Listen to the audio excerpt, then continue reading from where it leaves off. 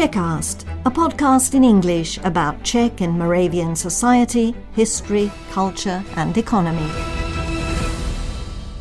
Hello and welcome to Czechast, the podcast about all things Czech, past and present, but in English. I'm your host, Vít Pohanka, and in this episode we are diving into a little-known and deeply moving chapter of Czech and Slovak history. My guest is my colleague Jaromír Marek, who produced a TV documentary and a whole book about a story that takes us far from Central Europe, deep into the heart of the Soviet Central Asia in the 20th century, to what is today independent Kyrgyzstan.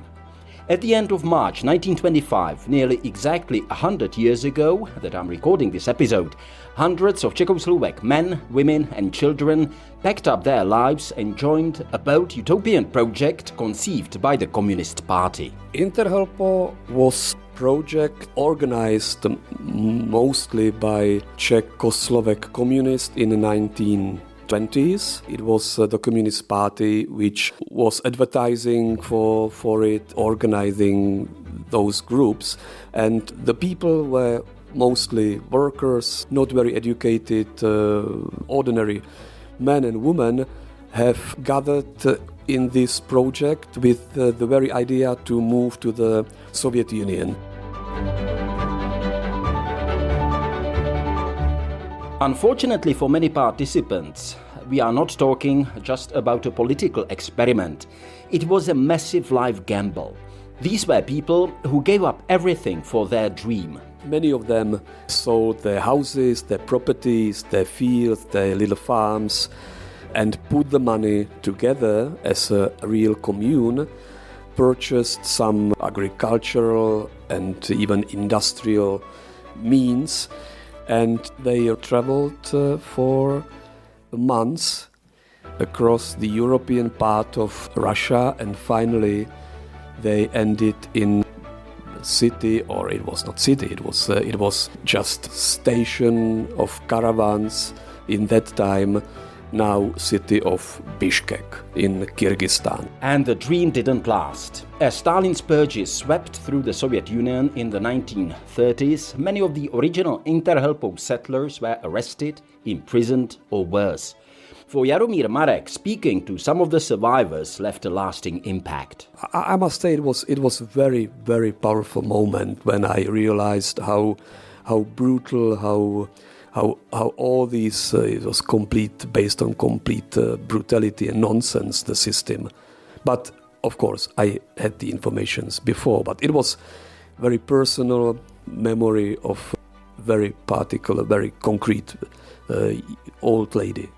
So, join us as we uncover the nearly forgotten journey of the Czech, Moravian and Slovak communards who went east, not west, and paid a heavy price. I'm Vít Pohanka, this is Czechast, stay with us.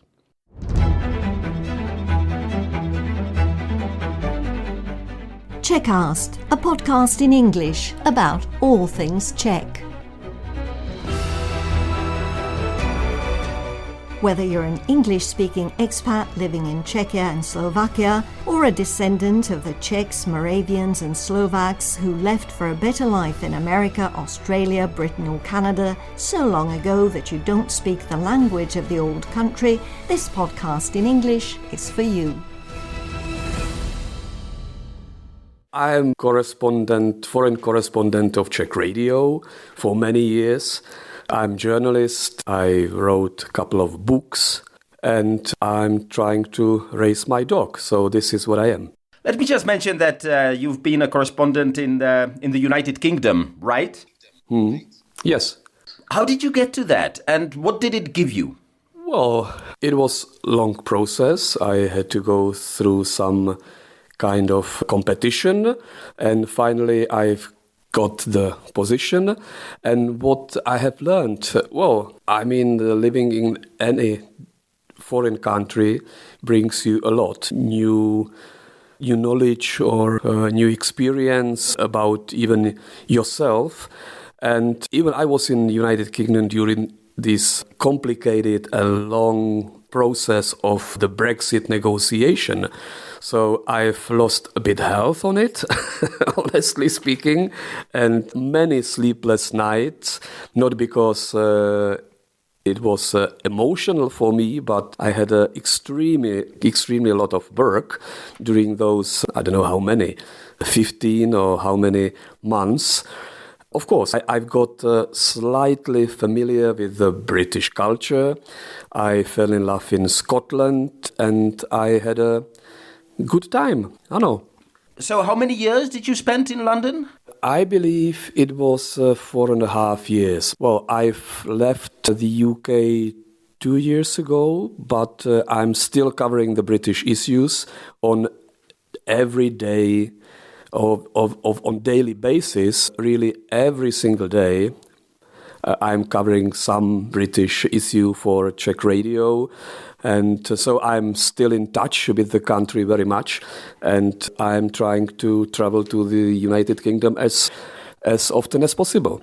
But continuously, I've spent 4.5 years, let's say. You were there during COVID, right? Mm-hmm. Yes. And I think it was during the COVID crisis that you wrote this great book about how you survived socialism, your own family, and Brno, the second city of Czechia. Yes.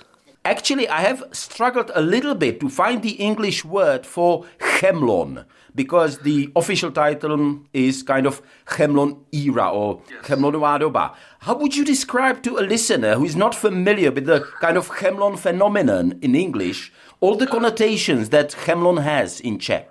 I believe it's quite difficult to describe what is the meaning of the title, era of Chemlon. Well, in 1970s, it was not much to do in Czechoslovakia.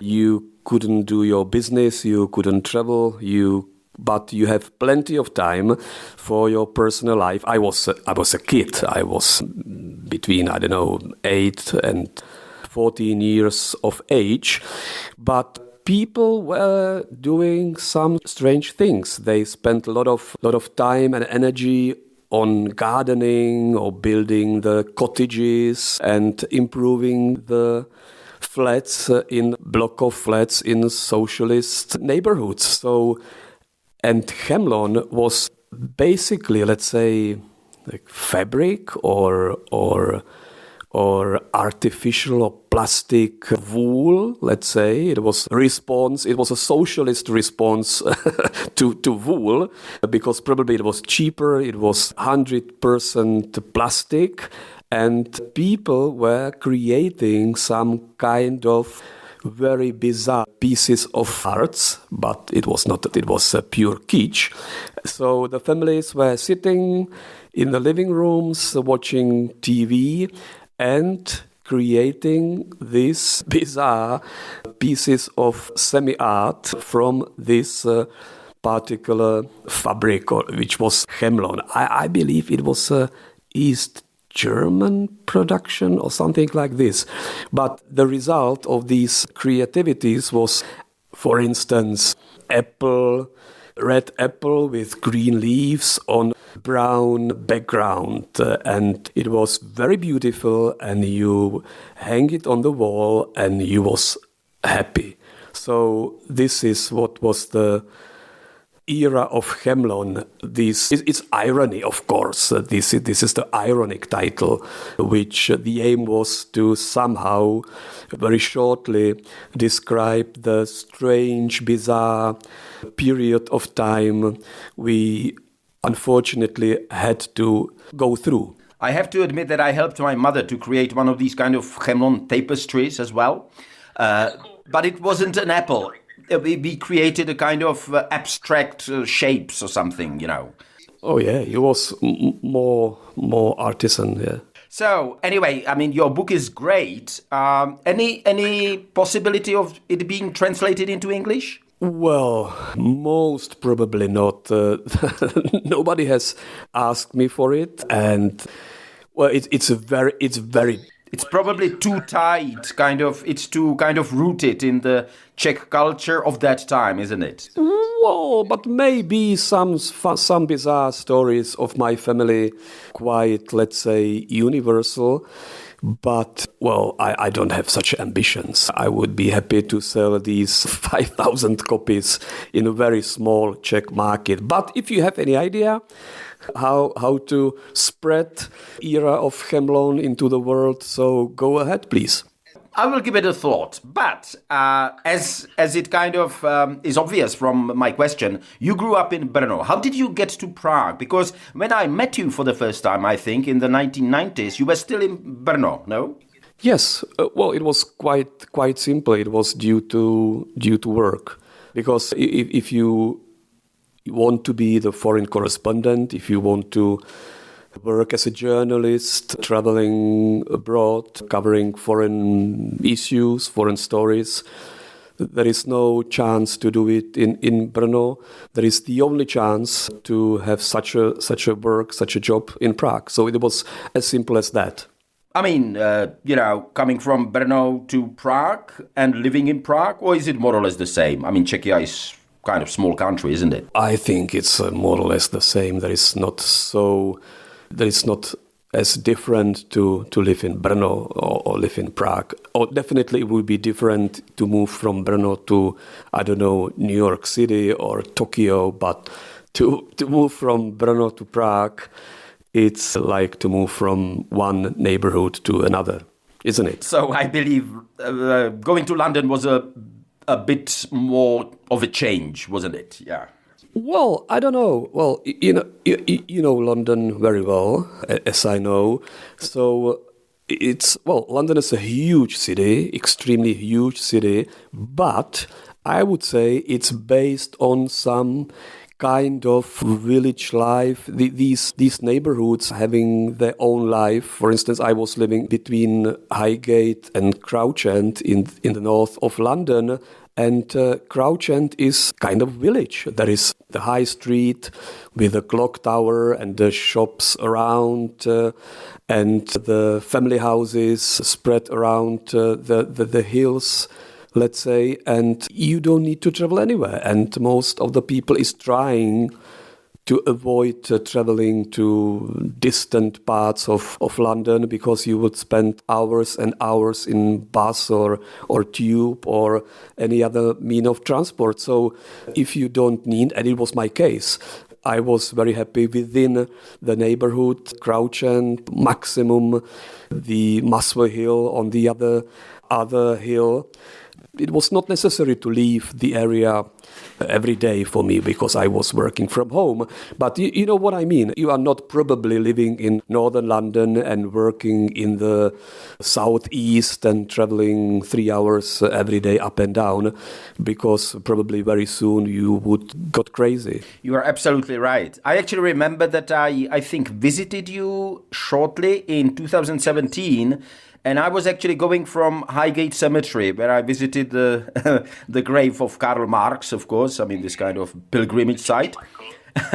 And then I went to see you. And you are absolutely right. My last visit in London last year was marked by my attempt to walk into all 32 boroughs of London. And I found out, being kind of half through the project, that it's extremely boring most of the time, and that it takes a lot of time to actually travel to some of the boroughs. It's just the distances are big.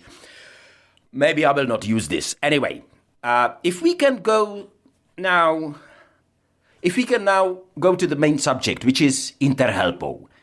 Yes. Again, for the listeners, probably most of the listeners have never heard of it. What was Interhelpo? How did it come about? Interhelpo was project organized mostly by Czechoslovak communists in the 1920s. It was the Communist Party which was advertising for it, organizing those groups. And the people were mostly workers, not very educated, ordinary men and women, have gathered in this project with the very idea to move to the Soviet Union, to start a new life in a socialist country. And I think it's not unknown to the other nationalities, because, for instance, in the United States, it was so-called American Commune from the city of Seattle, which was very similar. The workers have decided to move to Soviet Union, to build a new life, build socialism, build communism. And the end was the same bitter as the end of Interhelpo. So it was quite similar. Interhelpo was one of many, let's say, foreign communes, foreign groups of workers, basically, or farmers sometimes, who moved to Soviet Union to build the communism. You know, the first time I heard about it was from your documentary, which you did about it for Czech television. And also you wrote a book about it, I have to say. How did you learn about it? Where did it come from? Well, somehow it's a very long story. All started in 2007 or 9. I don't know. I don't remember exactly, but definitely it's a long time. And I somehow got the diary, let's say, or memoirs, very short one, of one old lady who has spent few months in the something which was called Slovácká komuna. I don't know how to translate Slovácko, because if I say Slovak commune, it would not be. It would be. The Slovácko is part of Eastern Moravia, let's say. Yes, let's say Eastern Moravian commune, which was agricultural commune. They spent only few months, and it was the very powerful story how they lost all the money, but they were happy to survive and return back. And starting from this point, I started to study, to look around, to look after some other stories, and I have found the Interhelpo, which I didn't know about it before. It is not well known, but it was the main, let's say, immigrational project of Czechoslovak workers in 1920s, 1930s to Czechoslovakia. It means that roughly 2,000 people joined the project and moved to Kyrgyzstan, which is in Central Asia. Right, and you also, if I remember correctly, you got your doctorate based on work on that project, no? Yes, it was a side effect of... but, you know, I started with the movie. I've visited the country twice. The second visit was with the cameraman. We have made the film. But, you know, movie of 50 minutes, it's, I don't know how many, 15 pages. So, and I had a lot of informations, a lot of memories of other people, a lot of archives. So I started to write the book. Finally, I spent, 12 years or 15 years on writing the book, not every single day, but the book or the text which was published 3-4 years ago, it was version number 17, at least. And in the meantime, I have realized that it could be a nice topic, and just for fun, I made, doctorate on the University of Olomouc, Palacký University in history, but it was just for fun. But if you have such a interesting and very attractive for me topic, so why not to use it as much as possible?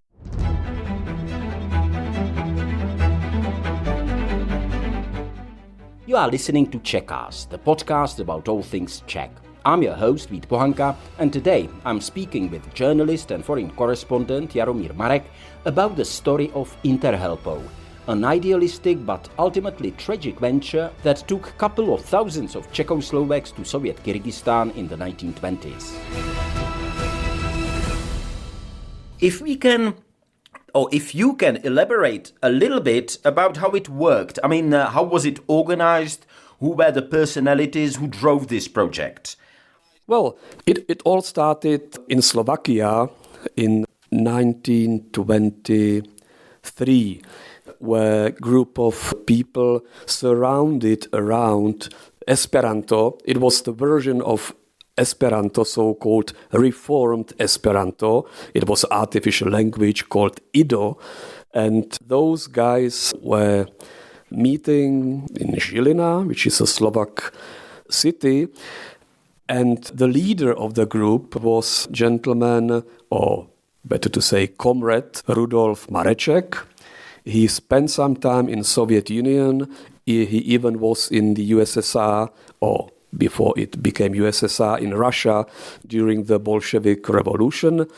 He returned back to Czechoslovakia, most probably with a goal, with a mission from Soviet communists to form such a cooperative. So there was a few months, let's say, or maybe even a year of advertising. He was doing lectures, traveling around Czechoslovakia, which was illegal, by the way, to organize the immigration. It was illegal in Czechoslovakia in 1920s. But he managed to organize this group of first few hundreds. Many of them sold their houses, their properties, their fields, their little farms, and put the money together as a real commune, purchased some agricultural and even industrial means, and they traveled for months across the European part of Russia, and finally they ended in a city, or it was not city, it was just station of caravans in that time, now city of Bishkek in Kyrgyzstan. And they had a few tractors, one car, Forzen, they had textile machinery which they bought from some factory which was about to be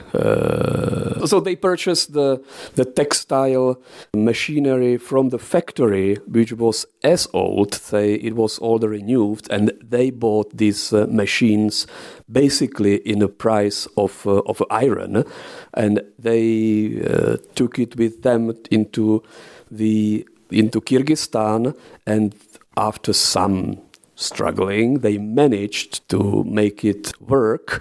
And by the way, I have seen the only documentary, very short film produced by Czechoslovak television in 1960s, and the factory was still working. It was still part of Soviet industry. The factory, which was bought in 1924 as just basically the iron. Jaromír, we will get to Kyrgyzstan in a moment, but if we can go back just a little bit, this is what I really found fascinating watching your documentary. This guy Mareček, he travels around Czechoslovakia for nearly 2 years, recruiting people who are selling everything they have. I think there was about 5,000 crowns at that time. That was kind of that was a lot of money. Yeah, I mean that was a fortune at that time, and yet he was undetected by Czech authorities. I mean they hire a train to go to the Soviet Union. That kind of raises my question: how was that possible? It is a very good question, because he was followed by the police, because, as I said, it was illegal to organize such a project. But most probably, in the end of the day, the officers were quite benevolent. If you wanted to move outside Czechoslovakia, you have to apply for a so-called immigration passport, or how to call it. And finally, they have got it. So it means that the officials were not so strict. And finally, I don't know anybody who was refused finally to move outside Czechoslovakia. So good question, but most probably all the system was very benevolent, and if they really wanted to move out of Czechoslovakia, they finally managed it. The reason why I'm talking to you just now is that it is it's going to be 100 years, isn't it? I mean, that they left for Kyrgyzstan. So, again, maybe you mentioned it. How big was the first group that went there? The very first transport was about 250 people. But altogether, it was something under 2,000 men, women and children who moved from Czechoslovakia. But during 1930s, there was a lot of local people, Russians, Kyrgyz, Uzbeks, who were employed in the factories and in the farms of Interhelpo. But around 2,000 Czechoslovak citizens have moved from Czechoslovakia to Kyrgyzstan during all those 20 years of the project. And most of them were Slovaks, right? Or... Most of them were Slovaks, but there were Czechs as well, of course. But there were even Germans from the German-speaking territories of Czechoslovakia. There were people of Hungarian origin from the south of Slovakia, people from what is today Ukraine, which was part of Czechoslovakia, part of the Ukraine.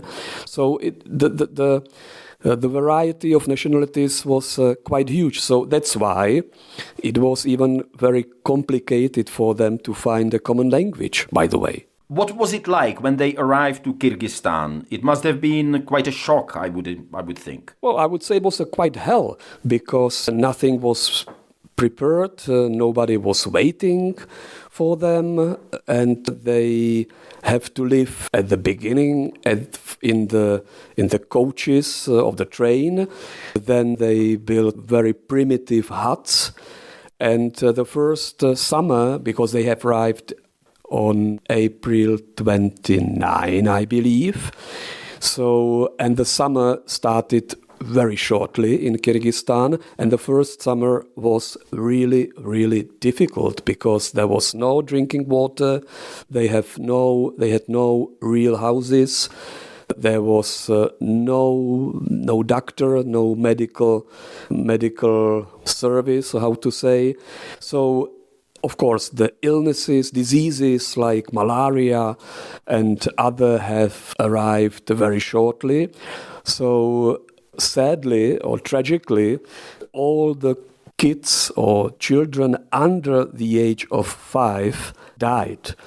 About 20 little children, 20 souls, died within first 4-5 months. So the beginning was really, really tough. But some of them decided to go back and they managed, no? Yes, but not many people have money enough to return back because, as we said, they have to sell everything and they had no money left. Even the cooperative itself had no money left. So the beginning was very, very, very difficult. The people were selling their own clothes and shoes and all their belonging, which was possible to be sold on the bazaar. It was the only source of money at the very beginning. But shortly they started to do some little businesses to survive. Like, for example, what could they do?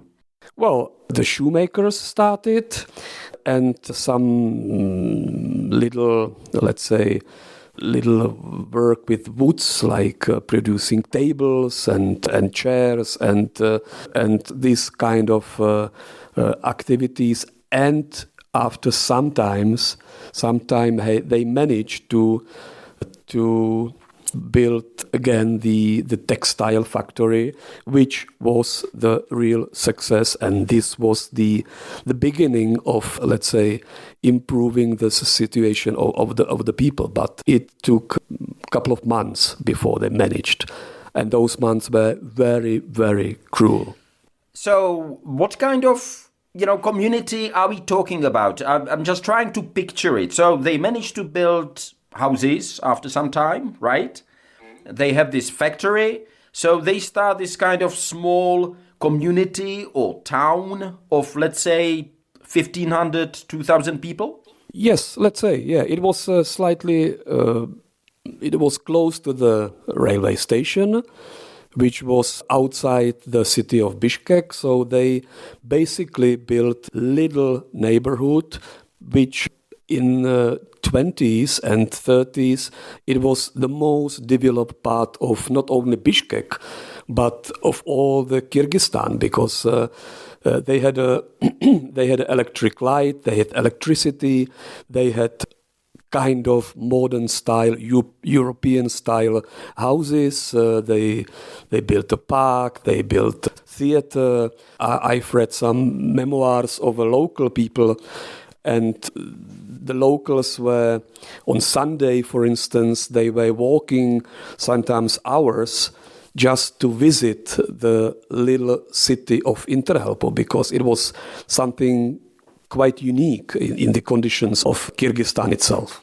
I'm kind of fast forwarding a little bit, but Interhelpo eventually became sort of integrated into the Soviet economic system.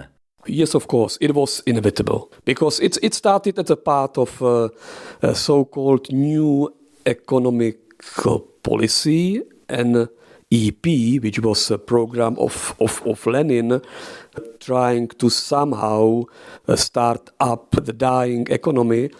But when Lenin died, and when the Soviet society have moved forward, this kind of semi-private or cooperative form of business was not possible anymore. So they slowly, step by step, became the part of Soviet state industry. By the way, I didn't mention that your dissertation is available online. I downloaded it, I have to say. So it's in Czech, unfortunately. It's not in English. But you describe the gradual kind of erosion of the cooperative ideal by the Soviet, Stalinist policies. Yes. Was there perhaps a specific moment when the people in Interhelpo realized, wow, I mean, this is not what we wanted, but it's inevitable? Of course, they have to realize it. But it was step by step. And the second, they had no other possibility. It was accept it or leave it, or better to say, accept it and to be imprisoned. So the choice was not very wide, if you understand what I mean. So yes, of course, they were not happy with it, but they cannot openly speak about to say we don't like it. So it is our property because we brought it from Czechoslovakia. We bought it for our money. Well, if you say something like that in the Soviet Union in 1920s, 1930s, you can imagine what will be your end. In a prison, or you would be sent in gulag or working camp, or simply destroyed. Yes, it came later. Yeah, in 1930s, many of the members of Interhelpo were executed. But that was probably during the Stalin's purges. Yes. Yeah, but these Stalin purges were, let's say, a kind of constant status. Let's mention Alexander Dubček, because he grew up there, didn't he? Yes, and he was very lucky because he was specifically in the age group under the age of 5. And as I said, most 99% of children in the age under 5 years died, but not Alexander Dubček. He was really lucky that he survived. Maybe the reason was that his father built one of the first houses in Interhelpo, by the way, on the principles he have learned in United States, because he met his wife and his first son was born in United States. He was in the first World War he have spent in United States, and he has returned to Czechoslovakia. Then they moved to Soviet Union. But yes, you are right. Alexander Dubček spent his, let's say, most important years of his life in Soviet Union, and that was the reason he was able to speak Russian quite fluently. He didn't need an interpreter speaking with Brezhnev, for instance, and he knew the Soviet life pretty well, because including the repressions, including, for instance, he has described in his memoirs how as a kid in the age of 7, 8 years of age, he saw trains arriving from the western part of USSR, most probably from Ukraine, trains full of so-called kulaks, and many of them arrived dead. So all these young Alexander Dubček saw. For the benefit of the listeners, of course, we are talking about Alexander Dubček, the famous kind of leader of the Communist Party during the Reformation process of 1968, much later on. How did he and his family manage to get back then? I mean, back to Czechoslovakia? His mother and the older brother have returned in, I believe, 1935. His older brother had some, let's say, kind of problem. They had some kind of conflict, so they escaped, let's say, back to Czechoslovakia, and this is not important. But in 1938, the Soviet government decided that every person living in the Soviet Union has to be the Soviet citizen.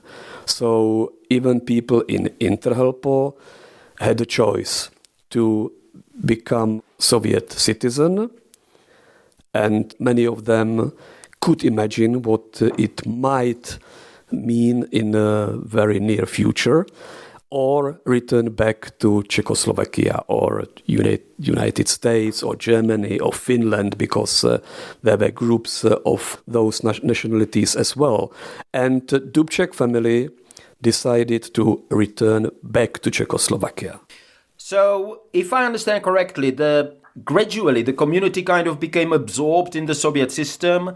Some of the people were allowed to go back if they decided not to become the Soviet citizens. At least they could do that. And then it kind of dissolved. But for very short period of time. They didn't have, let's say, 1 year to decide. It was like leave or accept the citizenship. And it was very quick. So you had maybe weeks maximum.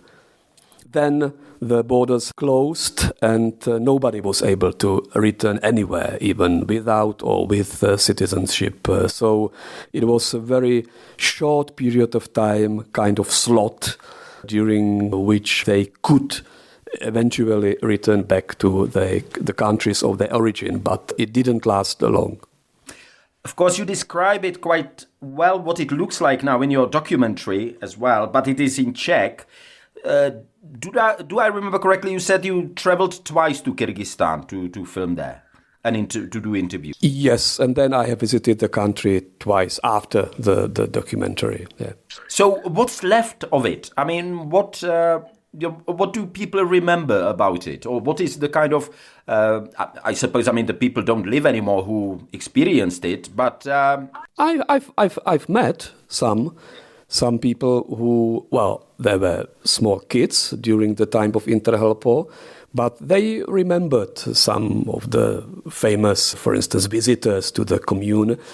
And what have left? Well, there is still this neighborhood of Interhelpo. You can still see and visit the houses which were built by members of this cooperative, including the house built by the father of Alexander Dubček.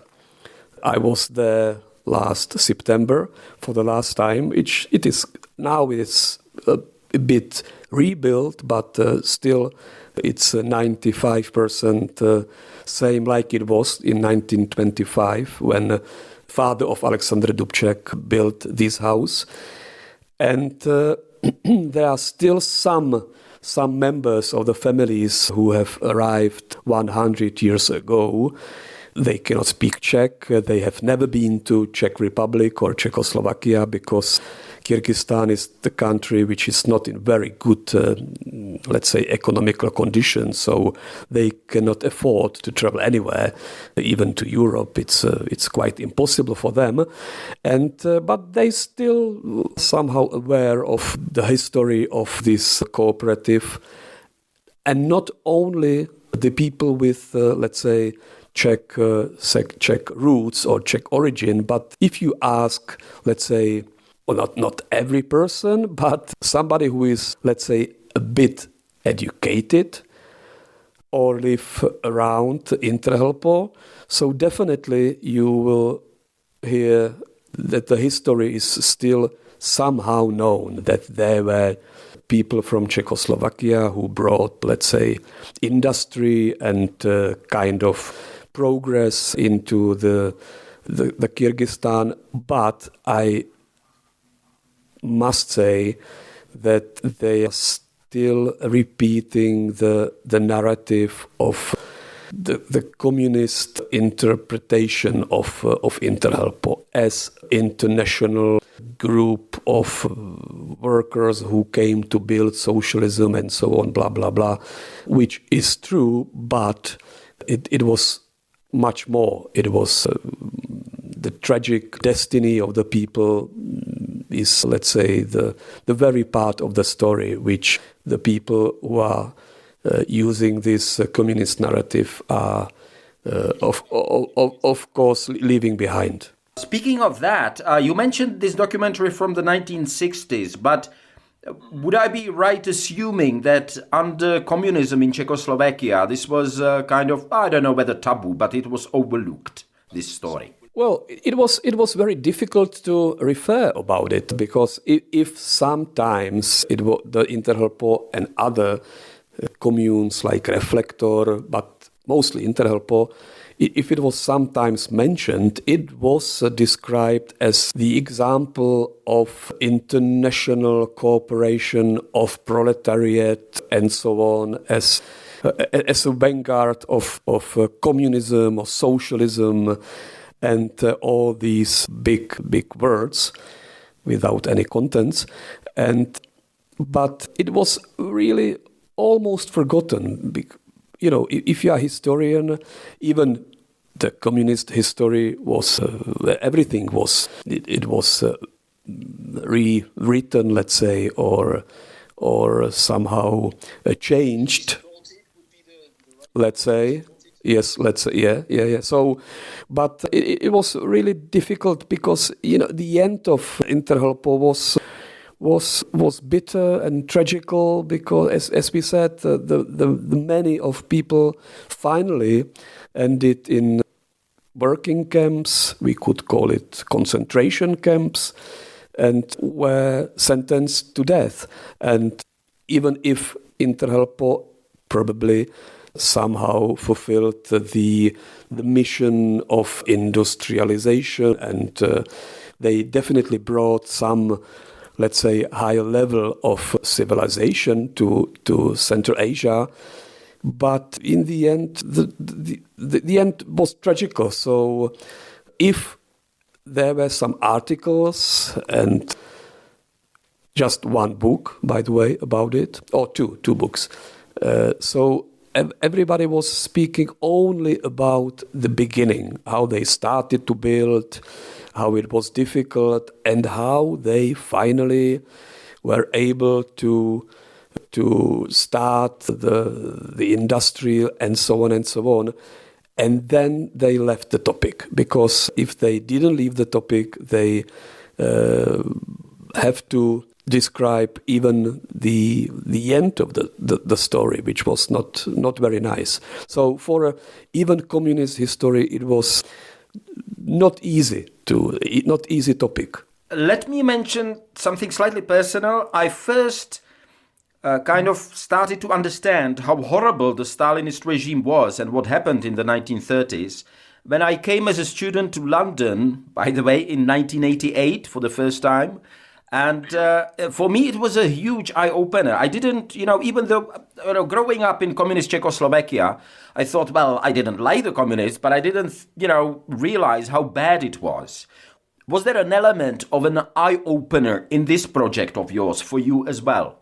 I was pretty prepared, let's say. It was not as shocking like to visit London in 1988. So, I mean, directly from the socialist dark times of socialism to visit the blossoming English city. So I definitely had a lot of informations about what the communism is like, what was the communism in the Soviet Union.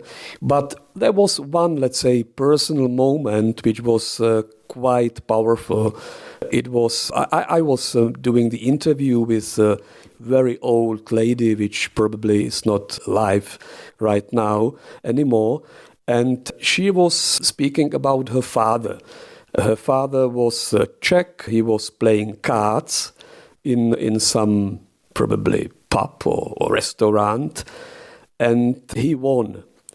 And his friends, comrades, reported him falsely to communist political police, let's say, or NKVD, and he was put in jail and sentenced and has disappeared in working camps because just due this stupid idea of somebody who lost some money, and as a kind of revenge, they put his maybe neighbor into the prison. And she was describing the story how as a young girl, I know she was maybe 4, 5, 6 years maximum, he saw her father during the process because she managed to somehow squeeze into the corridor at the court, and how she saw him for the very last time, and she was speaking about how she loved father so much and so on, and it was the very last moment she saw him sitting and waiting outside the courtroom. So and she, of course, she was crying. It was very emotional for her, and I must say it was a very, very powerful moment when I realized how brutal, how all these it was based on complete brutality and nonsense, the system. But of course, I had the informations before, but it was very personal memory of very particular, very concrete old lady. That's what I meant. Of course, I mean, when you started working on the project, already, it was described in a lot of books, and we lived in open society. Nevertheless, I mean, this is exactly what I was asking about. Let me ask you this. Is there still something to study, to research, to do about this? Or do you think you've kind of exhausted this theme? It's a difficult question. I would say I was in, as I said, I was in Bishkek in the former commune of Interhelpo last September. I have met some people. Again, I've met some people which I haven't met before, but I don't know, maybe it's... I would say there is not much to be discovered. The people who had personal experience, they are not living anymore, they're not alive anymore, and all the family stories or the archives already, most of them I already went through. So probably there is no chance to write another book which would be completely new. There's not much new informations you could find, I believe, but maybe I'm wrong. Jaromír, thank you so much. I think it's a really fascinating story, and I hope that we will be able to have you on Czechast again sometime, after some time, because you've got tremendous wealth of experience from the UK, and I think you have a lot to talk about. Thank you so much. Yeah, it was my pleasure. Thank you.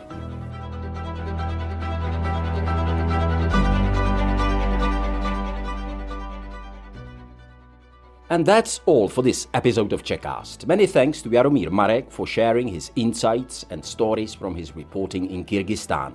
If you enjoyed this episode, please don't forget to follow and subscribe wherever you get your podcasts. And if you know someone interested in Czech history, culture, or those lesser-known corners of the past, please send them our way. Until next time, from me, Vít Pohanka, thanks for tuning in, stay curious, and naslyšenou.